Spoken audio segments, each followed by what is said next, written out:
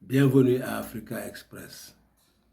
Mesdames et messieurs, nous vous informons de l'actualité internationale. Oui, ce monde est presque bouleversé.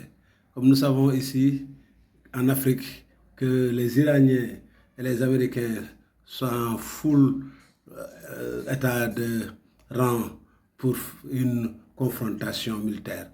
Parce que les États-Unis ont dit aux Iraniens d'arrêter l'enrichissement de l'uranium pour créer une bombe atomique. Mais les Iraniens ne sont pas d'accord. Et en plus, ils ne veulent pas que les Américains les interdisent d'avoir des missiles balistiques, ce qui est très dangereux pour Israël.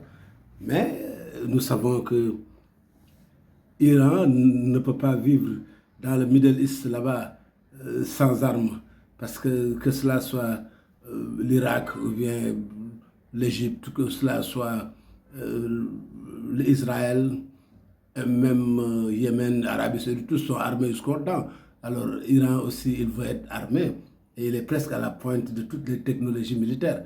C'est pourquoi il refuse l'oppression américaine qui veut que l'Iran réduise ses possibilités technologiques militaires.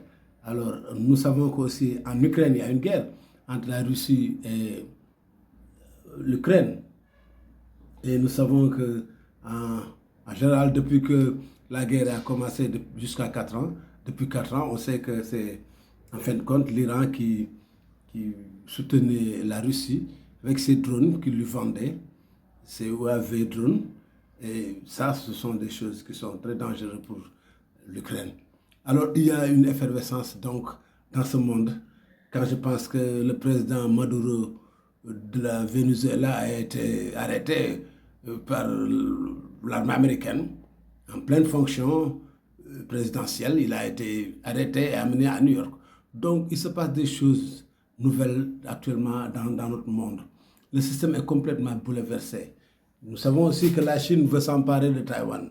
Ça, ce sont des ambitions depuis longtemps que les Chinois avaient, mais les Américains ne leur donnent pas la possibilité de le faire parce que vous savez que Taïwan est une île où se trouve l'usine le plus perfectionnée des appareils électroniques, de toutes ces puces électroniques que le monde a besoin. C'est là-bas que cela se fait, à Taïwan. Et les États-Unis le savent. Et une fois les Chinois ont la main dessus, alors toute cette économie, ce sera entre les mains des Chinois. Et déjà, même la Chine est la presque deuxième puissance militaire du monde. Et les Américains, ils savent bien ce qui va se passer. Alors, donc, il y a un remue-ménage dans ce monde depuis que la guerre a éclaté en Ukraine. C'est depuis ce moment-là que les choses sont devenues sombres. Nous avons tous appelé à une table ronde, une façon de parler, de se dialoguer pour pouvoir trouver une issue. Mais d'une part, les Américains arment les Ukrainiens, de l'autre part, ils refusent même de les armer. Et ensuite, ils veulent que les Ukrainiens font des concessions territoriales, mais les Ukrainiens ne sont pas d'accord parce qu'ils ont été envahis en tant qu'État souverain. Ils sont là en train de se débattre en guerre autrichienne, en guérilla. Ils ont des missiles maintenant, ils se sont adaptés très vite aux normes de la guerre. Les normes de la guerre actuelle ne sont plus les normes où on a besoin de chars d'assaut ou bien des choses comme ça, parce que les drones, les nouvelles inventions, les nouvelles techniques militaires, ils sont en train de axifier tous les assauts normaux que l'on savait dans les normes de la guerre. En conséquence, la Russie, qui était une puissance, la deuxième puissance militaire du monde, après les États-Unis, s'est retrouvée face à un pays qui est 40 fois moins puissante qu'elle. Et pourtant, à cause de la technologie, la Russie ne peut rien faire contre ce pays. Donc, il y a une effervescence là-bas, les gens le savent. Nous on essaie de comprendre ce qui se passe. Mais nous savons tous que c'est toujours la même formule. La Russie et les États-Unis. Et maintenant, la Chine est venue sans compter que l'Inde et le Pakistan sont en perpétuelle querelle. Donc notre monde est presque sans sécurité. Mais ici en Afrique, hélas aussi, il y a des guerres, il y a au Somalie, il y a au Soudan, il y a les organisations islamistes qui sont au Nigeria, qui font des raids chez les populations, qui les tuent. Il y a beaucoup de choses qui sont anormales ici sur Terre. Et nous savons que dans ce 2026, nous savons qu'il y a des choses qui sont vraiment peut-être des nuages sombres. On ne sait pas s'il y a une guerre nucléaire, je ne sais pas, mais il y a vraiment l'étau qui se resserre entre les nations, il n'y a plus de dialogue, et puis il n'y a plus d'intermédiaires, de médiateurs crédibles.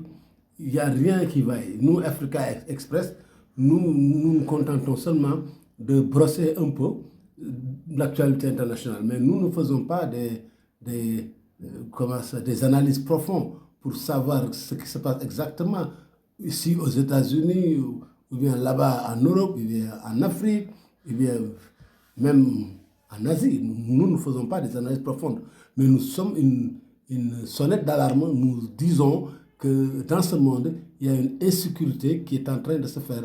Et cette insécurité-là, on ne sait pas jusqu'où ça peut aller.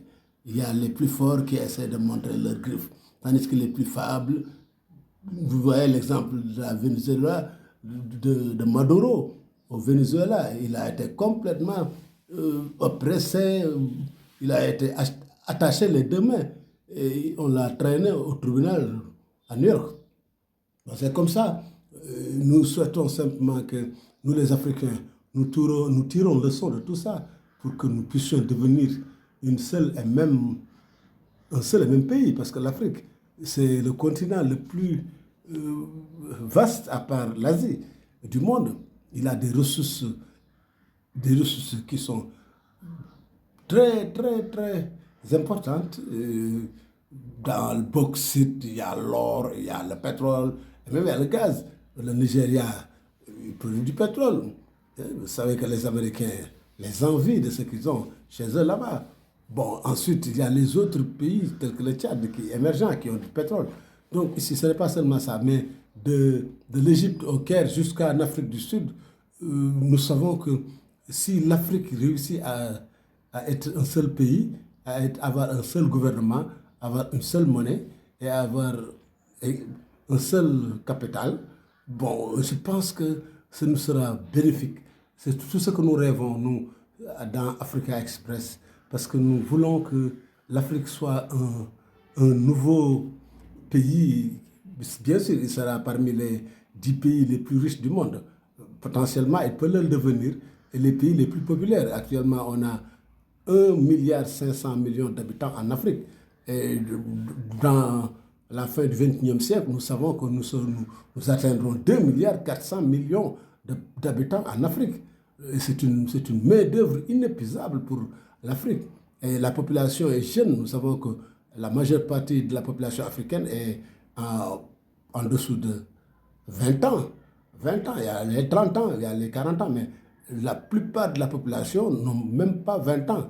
Donc ça, c'est une mine d'or que nous devons utiliser, favoriser l'éducation et la santé, afin que cette Afrique nouvelle, ce nouveau pays africain, comme je l'appelle, États-Unis d'Afrique, soit parmi les pays les plus riches du monde, bien devant même le Brésil, devant les pays comme l'Angleterre, parce que nous avons un PIB qui est très, très, très important, louable, et nous devons essayer de nous unir afin de faire de notre vaste continent un seul pays où les gens pourront voyager, je ne sais pas, du Maroc jusqu'en Afrique du Sud. Est-ce que les Marocains, les Arabes là, parce qu'il y a une multitude de religions, il y a les musulmans, il y a les chrétiens, et tous ces gens-là devront faire partie de ce seul pays. Il faudra choisir une capitale qui sera je ne sais pas où. Et les autres pays qui ont de l'argent plus que les autres, bon, tous ces pays-là devront faire des concessions pour que les autres États qui composent les 54 États d'Afrique, parce que l'Afrique a 54 États indépendants, donc 54 États qui vont se réunir pour devenir l'Union de l'Afrique, United States of Africa. Voilà, ça c'est formidable si cela se produit. Et nous devrons choisir une langue, bien sûr, parmi l'anglais et le swahili. Le swahili, c'est une langue africaine, et l'arabe aussi. Il y a l'anglais, le français, le swahili et l'arabe. Donc, ce sont les 4 langues qui sont les mieux parlées en Afrique. Il faut en choisir un. Et chaque État deviendra peut-être une fédération ou bien un État parmi les 54 États, et ainsi de suite. Donc, je pense que nous devons faire face à un défi. Nous ne devons pas toujours nous focuser sur nos querelles internes, mais nous devons faire passer quelque chose, un message concret. Passer le message à tous les autres pays africains pour qu'ils savent qu'ils ne peuvent pas y arriver tout seuls. Et que je ne sais pas si les gens qui sont là-bas sont intelligents, mais moi, je suis seulement une sonnette d'alarme. Et ce que j'écris, c'est un cri de guerre, un cri du cœur. Africa Unite. Voilà, merci. C'était Africa Express.